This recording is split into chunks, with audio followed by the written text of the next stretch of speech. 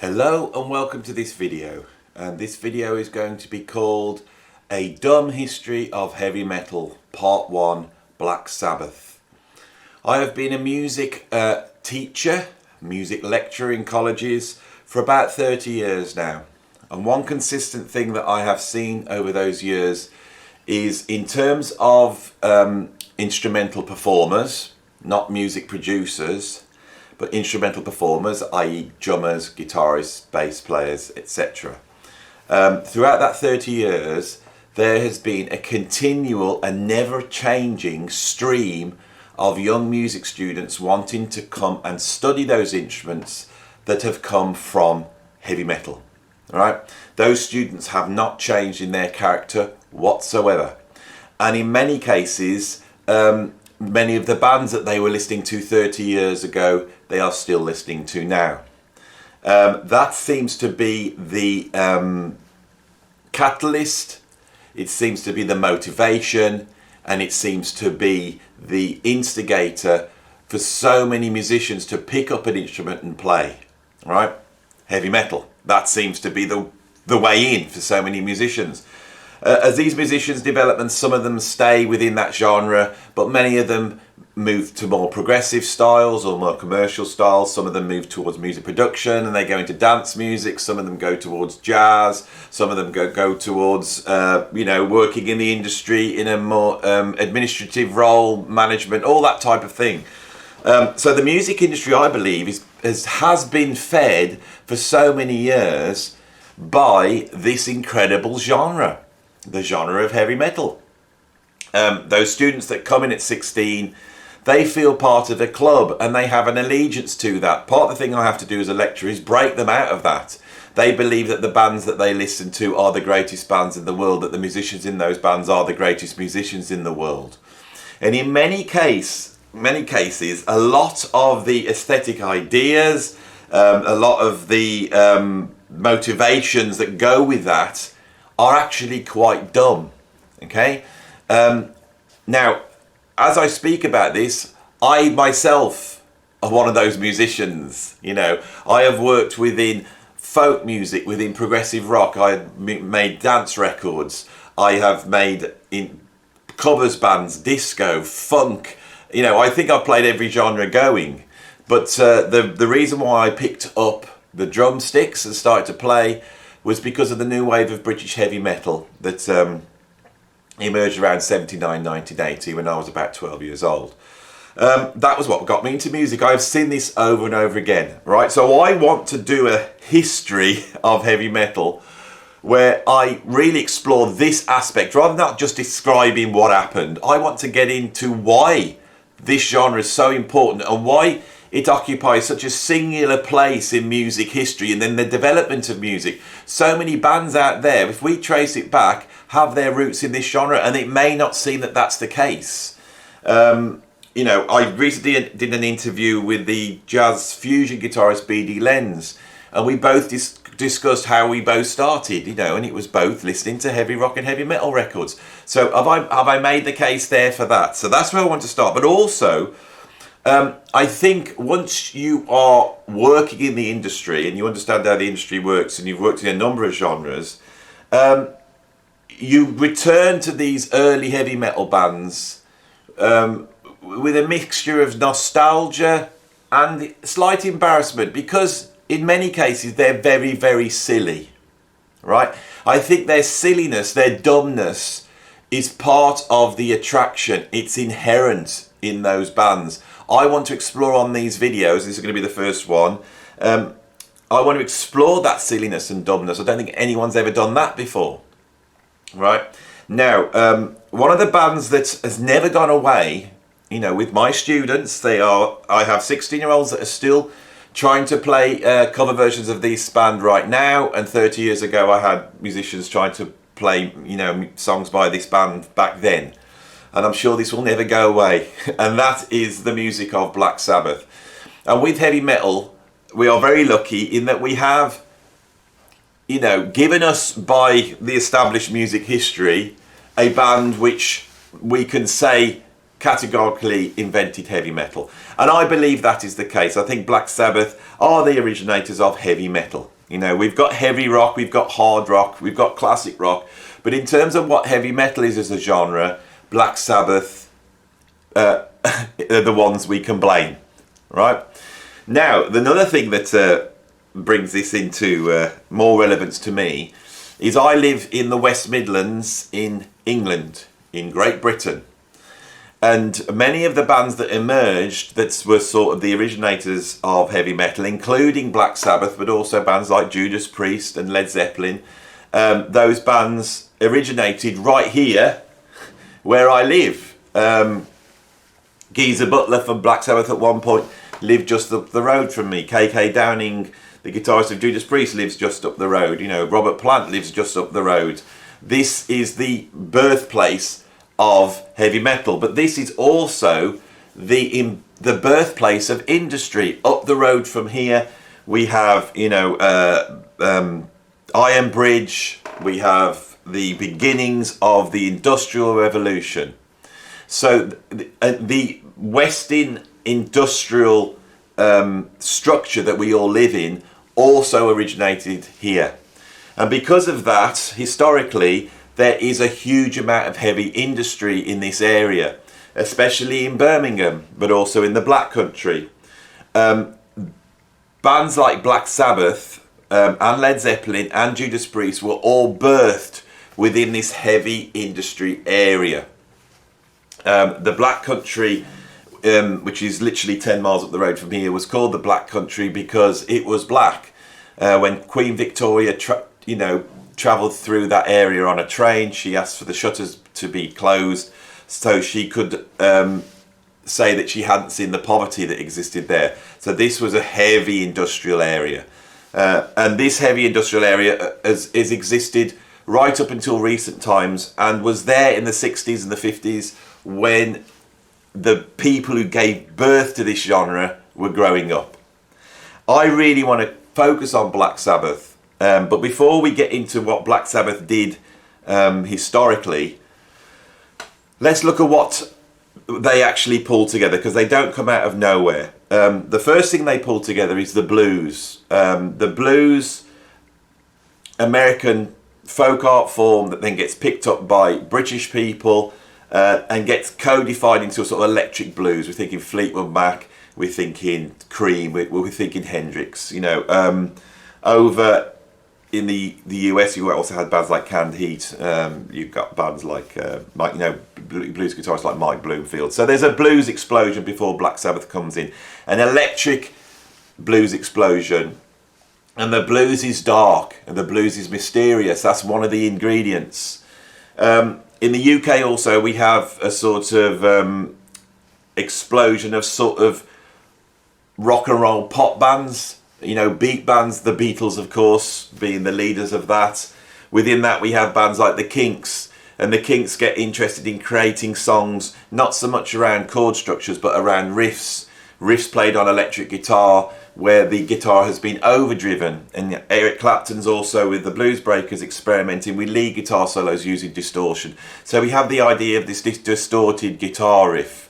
We have the idea of bands that exploring darkness. You know, there's people like Screaming Jay Hawkins with I Put Your Spell on You. There's that whole spooky aspect that is within the blues, and is within with rhythm and blues.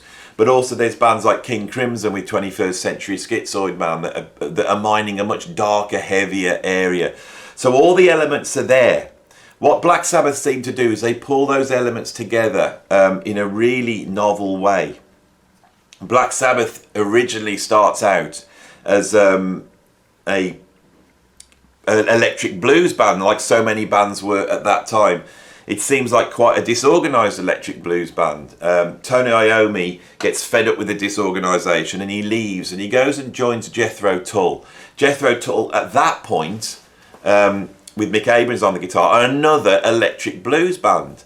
But the reason why Tony Iommi's been drafted into Jethro Tull is because Mick's gone, and the reason he's gone is because Ian Anderson has taken control over the band. We have the sort of dictatorial style of Ian Anderson to thank, perhaps, for the origination of heavy metal, because Tony Iommi, once he got in that band, wasn't happy with that dictatorial approach, and then decided to go back and reform Black Sabbath, which I think they called Earth, and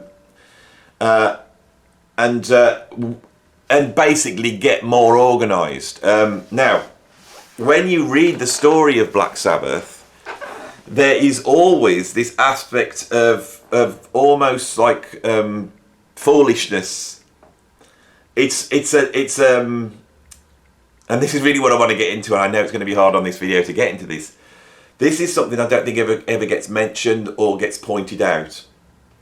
A band like Led Zeppelin are portrayed in terms of the story of Led Zeppelin of being very sophisticated, almost like sort of Tolkien-esque characters who are having to go off into the wilderness of North Wales to Broniar to, you know, forge this new sound. You know, if you think of Song Remains the Same, when Song Remains the Same starts, it really portrays a story of these sort of somewhere between a sort of medieval prince and a wizard, you know, that they're all off doing these highfalutin, except for John Bonham. John Bonham's off doing, he's driving his cars and building, but the rest of them, very highfalutin, you know, sort of esoteric artists, you know, searching for the muse. This is one of the stories that goes with the story of Led Zeppelin.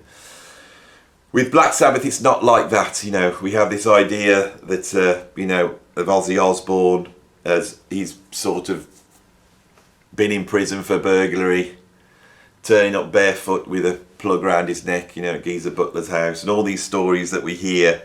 Tony Iommi famously cutting off his fingers and building these special fingertips. It's all an incredible story of actual ingenuity, but it's always portrayed in a certain way, that they then have to go in the studio very quickly. They record this album. The critics don't like it. They think it's dumb, you know, but the people love it and they become more successful. They get pulled into, you know, the studio to make the second album, and that they get told to write a song, and they write a song in a, you know, literally a matter of minutes that becomes a big worldwide hit, or a big UK hit at least, a worldwide hit much later on, which is Paranoid, and that then propels them to superstardom. Once they get to a point of superstardom, then they spend all the money on drugs, and they basically go down a sort of drug hole until Ozzy Osbourne is in such a state that he gets sacked, and then Ronnie James Dio comes in. You know, and that's the period I want to talk about in here. That's the sort of story. There's no talk of genius. There's no talks of brilliance or what they've pioneered. The story is that they sort of stumbled into this. Now, part of this is, I think, supported by the music. I think when I was a kid growing up, I absolutely loved Black Sabbath. But right from day one, I can remember finding them absolutely at once terrifying, but also very, very funny. You know, that this is dumb. This music is dumb. All right? It's brilliant and I love it, but it's dumb. And the dumbness must be an aspect of this band, right? So on the first album, what we have is basically electric blues. There's a lot of improvisation. I'm just pulling up my laptop here because as anyone knows who watches my channel, I do not plan my videos, and I actually have decided to do something that I wasn't going to do, and that is to actually look at the lyrics. Now, as much as I probably can remember the lyrics, I may have to refer to them. So I'm just pulling up the lyrics to The Wizard. Let's have a look at the... So I've just put in Black Sabbath lyrics The Wizard. Right. So I've just pulled that up. I'll stick that there where I can see it. Lovely. I've got those lyrics at hand. I may do some lyrical analysis in this video as we get into it. Now, Black Sabbath, as I said, were originally called Earth. And the story goes, I think it was Geezer Butler, who was stood outside a cinema and he saw a number of people queuing up to see a film, which I think came out in 1964, which I think was directed by Mario Bava. It's an early sort of, it's not a Hammer, but it's in the Hammer style film called Black Sabbath. And the story goes that he thought, God, people love to be scared. We should call ourselves Black Sabbath and bring in this sort of satanic imagery into their band as a sort of overriding idea. So they call themselves Black Sabbath. I think this is what makes Black Sabbath, this is the genius to do this. I think that's what makes heavy metal heavy metal. I think once you move away, you can be as heavy as you want, but once you move out of that sort of mystical, evil, dark, satanic Aleister Crowley territory, right, once you move out of that, is it possible to be heavy metal then? Is this why Deep Purple isn't heavy metal? Is this why Uriah Heep, that also at this time was made very heavy, very humble, with tracks like The Gypsy on? This came out the same year, slightly later than the first Black Sabbath album, but I would class that as heavy metal. This idea, it's not the guitarists, what it is this imagery, and Black Sabbath are really the first to do this and do it flat out, you know. So we start to get this sort of clunky, I would say, references to horror. The tune Black Sabbath, which I think when you listen to the first album, it's definitely a heavy metal album, and it's the first heavy metal album. We can look at a track like, say, by Steppenwolf that come out a couple of years before, Born to Be Wild. You have your guitar riffs, you even have the mention of the name heavy metal in that track, and you go, that's definitely a heavy metal track. You know, we could say Purple Haze, is that a heavy metal track? You know, Sunshine of Your Love, is that a heavy metal track? MC5, Kick Out the Jams, is that a heavy metal track? And I'm sure in some respects there's a percentage that these bands are. Sabbath's commitment to sort of evil, right? I think that's what generates the heavy metal genre. I think that's the key. It's not fully developed on the first album, but it's there enough for us to go, heavy metal starts with the first Black Sabbath album, February 1970. That's where we can say it starts, on the track Black Sabbath. Now this is very influenced, I think, by The Devil Rides Out by Dennis Wheatley. That idea of sort of satanic horror as opposed to, you know, vampires and werewolves. That's another important ingredient, I think, that never gets mentioned. There is, with Sabbath, though, they also go into sort of sorcery stuff, something that Led Zeppelin would do, but they do it in a different way. Of course, Black Sabbath is also inspired by a vision. Geezer Butler had a vision. He saw a black figure at the end of his bed, and that inspired this tune. Now, when he tells this story, it's at once chilling, but it's actually, I find it quite funny, and I want to try and tell you why I think it's funny. You know, now I might be out there on their own, and the whole world might go, Andy, only you find this funny. We all find it very chilling, right? But let's have a look at The Wizard, which is off the first album.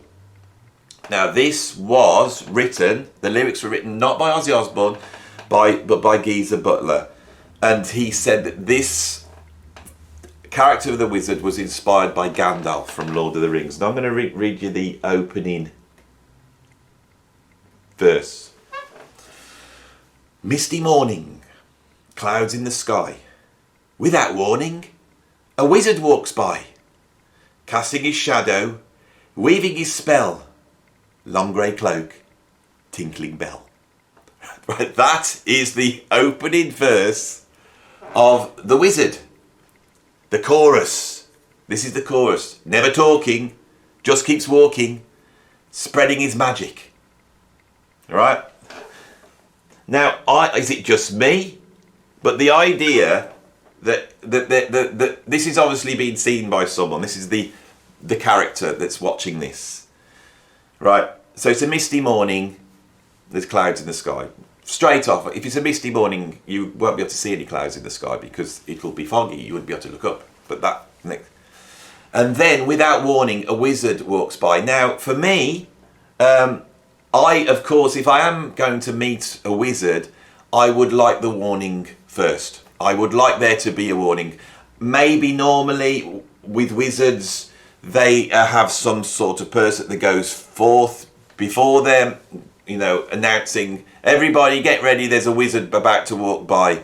Is that the established norm? Because this song straight away points out that in this case, that wasn't the fact. Without warning, a wizard walked by.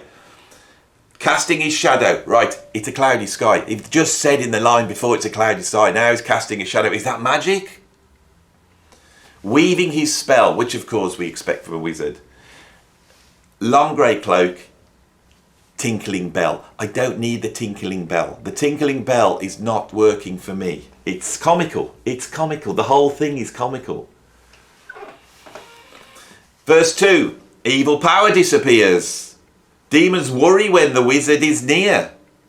Right? What are they worrying about? Is it the fact that they're worried about the wizard, or they just start worrying? I worry a lot. I definitely worry about all sorts of things that they were, as soon as the wizard appears, they go, oh my God, the demons, oh my God, have I left the gas on? Because of course, if you're a demon and you leave the gas on, this is a terrible thing. This could cause all sorts of untold terror, which of course you would assume a demon wants to cause. What does a demon worry about when the wizard's? It must be the wizard, right? Because he turns tears into joy. Everyone's happy when the wizard walks by, right? So why is it bad to not be warned about the wizard, right? Next chorus. Never talking, just keeps walking, spreading his magic. Right. We've moved on now. Sun is shining, clouds have gone by. All the people give a happy sigh. That's the best I can do to emulate a happy sigh for you. He has passed by giving his sign, left all the people feeling so fine. I assume it's that. That is the only sign that he could have given at that point. That's what I'm imagining. So this wizard walks in without any warning. He tinkles his bell. All the demons get worried. What happens then is everyone is happy. They give a sigh, and then he leaves, giving this universal sign that everything's fine, which of course must be that. Maybe it's that. I can't imagine what the sign is. Maybe it's some sort of esoteric sign that hasn't been explained. And that's the song done, right? Now, as a kid, reading those lyrics, that was exactly what I felt. And I have not picked the most ridiculous lyrics, right? In this. With Black Sabbath, I have not picked the most ridiculous lyrics. There are things that happen in Black Sabbath songs now that I find quite preposterous. Black Sabbath, and this is a criticism I have of many progressive rock bands, right? Black Sabbath attempt to make long-form compositions. They do this in a very, very clunky way. Some bands like Gentle Giant and King Crimson and Emerson, Lake and Palmer, all these bands are able, through their compositional skill, to weave a logical compositional line that will run through a song. Sabbath so many times will just crash change from one place to the next. The tempos will just stop and then it will come in, War Pigs is a brilliant example of this, as this just clunks, and it's actually like genius. You've got to understand all this. These are not criticisms. I am laying the groundwork by why I think this band is brilliant. That clunkiness has become massively influential. Their inability to compose, without just going, right, we've got this section here in this key and this tempo. We've got this next section. How should we get from one place to the next? I don't know. Let's just crash from one to the next, So you get War Pigs that starts off with that big majestic, down, down. You get that great big majestic, and then it just stops, and we're left with just a higher. That's it.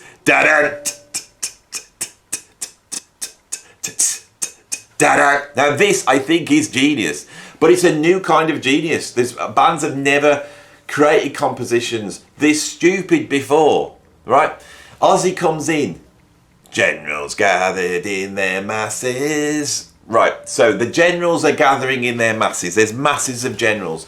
And I can't help when I hear that first line of a conversation going on in Black Sabbath that must have been a little bit like this. Ozzy Osbourne. Geezer, have you got a line for this song? Yes, I have.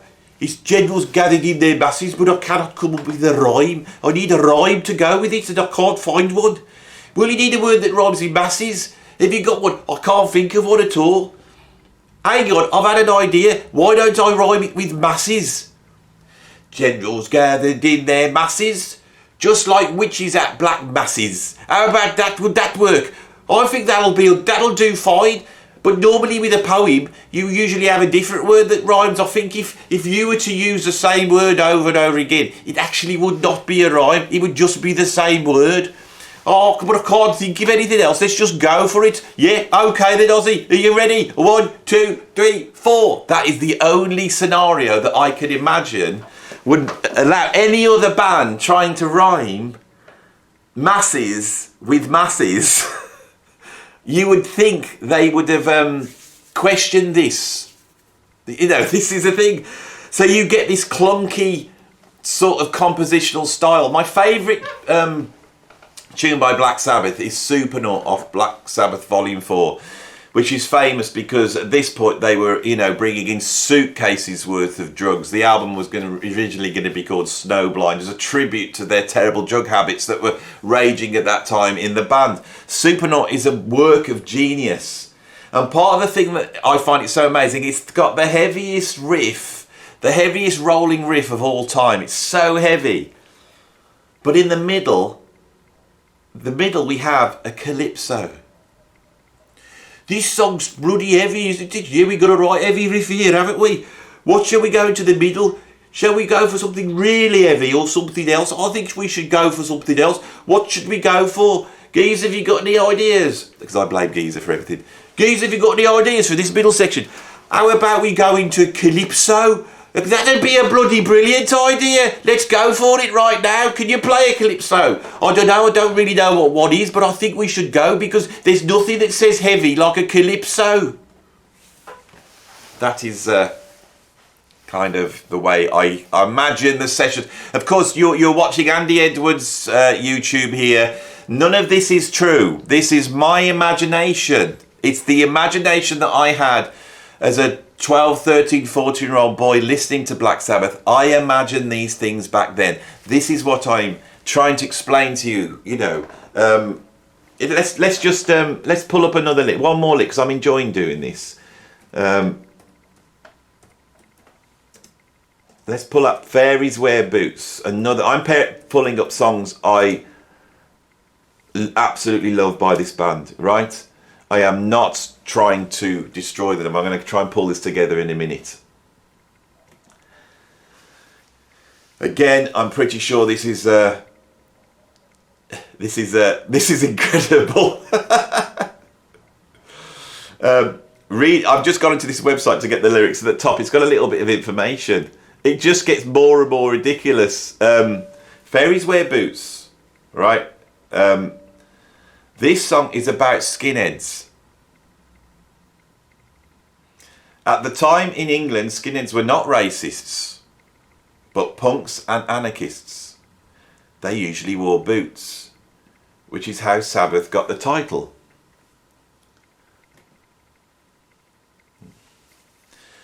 And then there's explanation from Tony Iommi about how this song came up. We smoked a lot of dope, so that might be why some of the lyrics are a bit unusual. The lyrics were inspired by an incident after a Sabbath concert in 1970. The band was attacked by a bunch of skinheads after the show, injuring Tony Iommi and forcing him to cancel their next performance.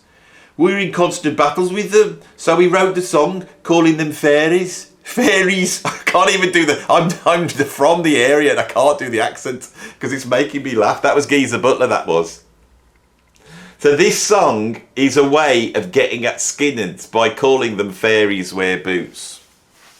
Of course, that slur, I don't know whether we can really use that sort of slur anymore. How do I get back to the lyrics? Let's analyse these lyrics, shall we? This is all preposterous to me. Absolutely preposterous. I could be analysing Joni Mitchell or Kate Bush lyrics here. We could be in a real deep area, but no. Right. Verse 1. Going home last night, suddenly I got a fright. Now this is the same. This is the same structure that happened with the wizard.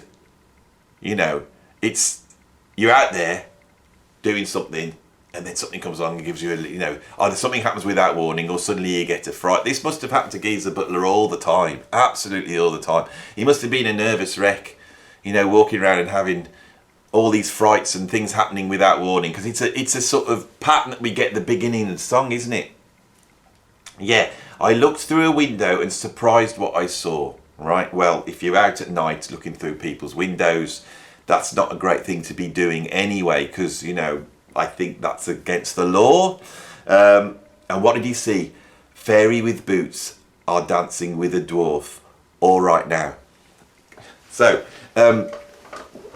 if we take the idea that this is trying to poke fun at the skinheads, have I really got to try and get into some deep analysis about this lyric? Why are they dancing with a dwarf? Is that about the best you could come up with? What's wrong with dancing with a dwarf? Now I know they're not actual fairies but skinheads. None of it makes sense, does it? It's just bonkers. Then he says the chorus, yeah, fairies wear boots and you gotta believe me. Yeah, I saw it, I tell you no lies. Yeah, fairies wear boots, you gotta believe me. I saw it with my own two eyes. All right now.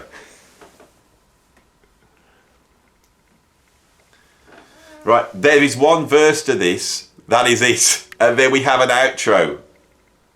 So, I went to the doctor to see what he could give me. He said, son, you've gone too far, 'cause smoking and tripping is all that you do.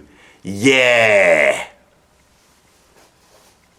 Right, so I've tried to give you my perception of Black Sabbath. Okay? It's preposterous. It's ludicrous. It's overblown. It's pretentious in the true meaning of the word. A lot of times people will say, oh yes, are pretentious, and they did that song about, topographic ocean, and what it's referring to, it's pretentious. They're not pretending anything. There's no pretentiousness there. That track is about here. With Black Sabbath, they are trying to hint at this sort of mystical world, but they're just getting bogged down in a sort of quite childish view of mysticism, which is fairies and wizards and demons. It's all very clunky, right? So why, when the critics at the time lambasted them, did this become so popular? Why did heavy metal gain traction? Now, I think what it is it's loved by young teenagers, usually boys. At 12 years old, I loved it. And I think what it is that there's a great big lie to music. And the idea is that that rock and roll is a visceral form that speaks the truth and expresses how the common person in the street feels. Jack Black explains this very well in the film School of Rock. Rock music gives it to the man. It's our music, all right? And there is a story that goes in sort of music history. The established story is that rock and roll was that.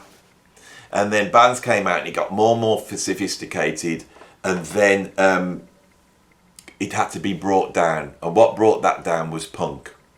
Punk rock pulled that down. Now, I'm not saying that punk rock didn't remind rock and roll of its visceral, everyman roots. I think it did to some extent.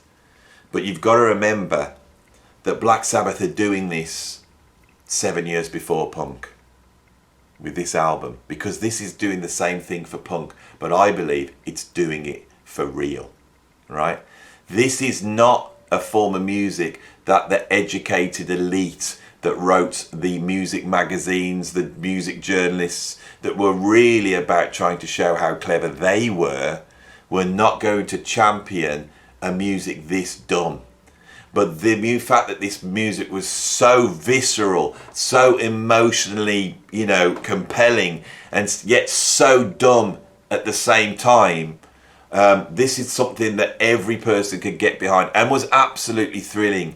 Heavy metal is the real punk of rock. It's where the heart of rock exists. The dumbness, the idiocy, the overblownness, the ability to take you on a journey, a story, unashamed of sophistication. This is not high art. This is great art. There is a difference. Now, I've gone back watching, last night, I was watching a whole ton of live videos from 1970 of Black Sabbath early on. They were an incredible band, right? Tony Iommi is an incredible guitar player who had grown up listening to guitarists like Django Reinhardt, very sophisticated guitar player. You can hear it in his acoustic guitar play. But he's curtailed, I think, what he was doing before he had the accident with the fingers, we will never know. But that must be such an important thing where he then had to use light gauge strings, down tune, so we get the down tuning on guitar, which is now an established thing, and use chord forms that are pretty simple, power chords. This is something that would have had to happen, but it does not take away the fact that Tony Iommi, I think, is a very masterful guitarist. I think that Ozzy Osbourne is an incredible singer who has actually he's listened to soul singers and he brings that into the band. This is key. Same with Robert Plant and all those early rock singers. They're not channeling blues singers. They're not trying to sing like Howlin' Wolf, like Captain Beefheart does. There's much more soul to their vocals. And Ozzy Osbourne brings that in, but he has such a signature voice. Ozzy Osbourne is quintessentially what heavy metal is. But Ozzy is unlike any other heavy metal vision, that goes after. Ozzy Osbourne stumbles around his stage, clapping his hands together, having the best time ever. There is a sense of joy to Ozzy Osbourne that comes across as a frontman. Geezer Butler is an incredible drummer. Right now, another thing I want to mention is the amount I think they are copying from Led Zeppelin. All right? If you take Paranoid, the second album, you can tell by that point they really digested the first Led Zeppelin album that came out the year before. So when they said you need to write a single, and they come up with Paranoid within a few minutes, it's quite obvious that they've just ripped off Communication Breakdown. It's a carbon copy of it, right? A Communication Breakdown and Being Paranoid, it's the same sort of idea, behind the lyrics.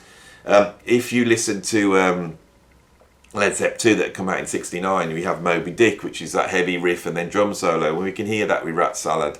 I've just given you two really obvious examples where that second album is aping tracks by Led Zeppelin.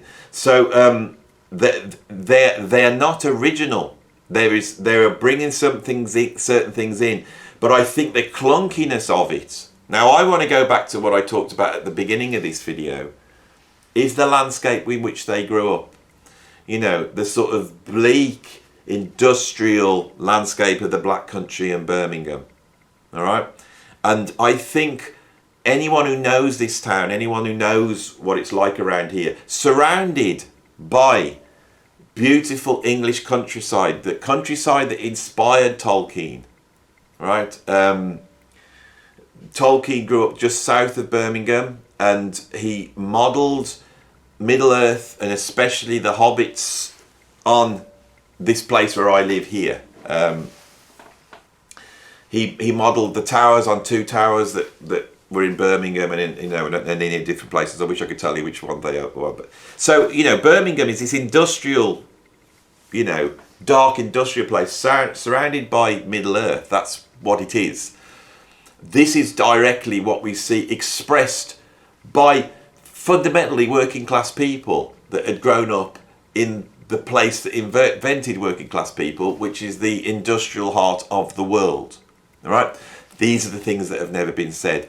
And they do it in a way which is unsophisticated, right? So if you are a kid and you're coming up and you're interested in all this stuff that comes from art, you know, all this imagery that is in, you know, Mars, the Holst, is in Renaissance painting, is in Gothic literature, but you can get it in a way which you understand because it's talking in your language, right?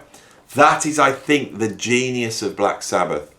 Black Sabbath changed the world. What we see then is them influencing bands like Judas Priest. And I think Judas Priest are the band that then sort of combined this sort of heavy metal, evil, dark imagery with the whole gay biker leather thing, which is another incredible thing to bring into this. And once you bring that into this, we start to lay the groundworks for bands like Iron Maiden. Now, I would love to say, wouldn't it be lovely if Iron Maiden were a Midlands-based band and I could give it there, but they're not. They were from London and they're very London-centric. But of course, one of the key bands in this history is Diamond Head. And Diamond Head come from the Black Country. Diamond Head then influenced Metallica and those you know, thrash metal bands in the 80s. This, if I do another part 2, is where I'll be going next with this history. So I hope you have enjoyed this serious but silly video. Recently I've been doing some very silly videos, and I wanted this to actually be very serious and raise some things about heavy metal that haven't been spoken about elsewhere. And I also wanted it to be a bit funny and entertaining. So anybody that's from Birmingham that has been offended by my terrible Birmingham accents, I apologise for that. You know, I am not expert on accents. Most accents I can't do at all. But the Birmingham one, it sort of comes natural because my mum and dad were from Birmingham, you see. Both of them. My mum was from Smethwick. Well, my mum was from India originally.